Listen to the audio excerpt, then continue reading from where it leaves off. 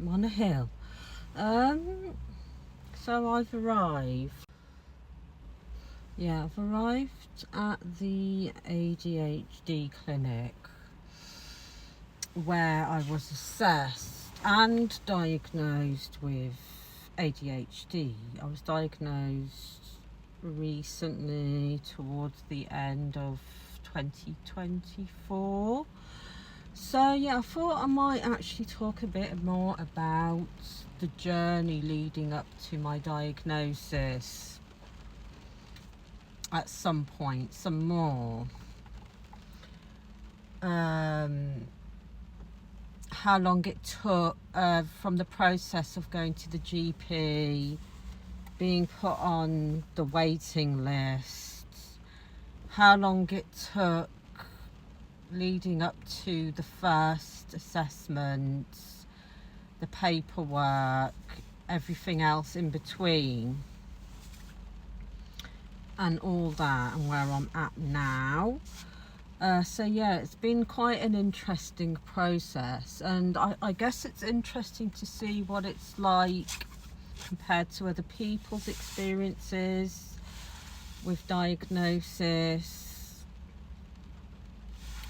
and also like compared to the UK and or everywhere else in the world. Like, how does it work for everybody else, medication and all that jazz. So I've only just recently been officially diagnosed with ADHD, and I will go into the backstory to that more. Part of the backstory to that, though, is that when I was a child I was diagnosed with dyslexia, maybe around the age 7 or 8, something like that. Yeah, and then as a adult at some point I was diagnosed with dyspraxia, which is it's like another story. And recently I've been diagnosed with ADHD, and I had this whole thing where I realised that I wanted to get assessed for it, or I thought I might have it, and there's a whole backstory leading up to it and all that. So yeah, I am going to talk about it a bit more in other videos. ADHD, autism, neurodiversity, and all that jazz, and other sort of things which I am interested in. Things regarding diagnosis and other things such as narcissistic personality disorder, psychopathy, and all of that. I'm really interested in it. I'm really interested in body language, animals, human behavior, and yeah, there's a lot to talk about, because I initially used to talk about NPD for years, because I've always been interested in narcissistic personality disorder and all of that, and I feel like so many people are talking about it now, including empaths, narcissists, and all of that. So I find it really fascinating to learn, discover, and explore those kinds of things. So yeah, but now what time is it? Yeah, so I've got another appointment now. Now I'm not too sure exactly what it's for. It could be partly to do with discussing medication, because I am not medicated for ADHD, or not yet. I've always been kind of skeptical about medication in general. I've got my reasons for that. So I don't know what's going to happen regarding that yet. Maybe I'll try medication, maybe I won't, but we'll see. I am in the process of getting, I think this is the reason why I'm here, but I am in the process of, but have booked an appointment to get blood tests done regarding medication and stuff like that. So we'll see. I don't know what he's going to say now, because it's a 45-minute appointment.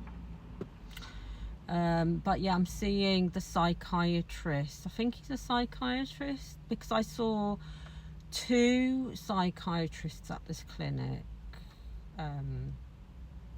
2 different ones regarding my ADHD diagnosis. The male that I'm seeing now, who's the one that I've been meeting with the most, and a female who I met once. So yeah, I will talk about that. How many appointments I had leading up to the diagnosis. I've had FaceTime appointments and face-to-face appointments, and all the things that they want you to do to kind of get the diagnosis. But yeah, I'm going in now because I think I've got to go in. So yeah, this is where I'm going, to the ADHD assessments and adult autism. They do like autism and ADHD mostly, I think, here. But let's go up the stairs. I hope I've got the right day and time. So yeah, this is where I'm going. And plus, I don't know, yeah, I'm interested in it, so I will talk about it a little bit more. Reception. Let's walk in. So it's been snowing yesterday. Raining.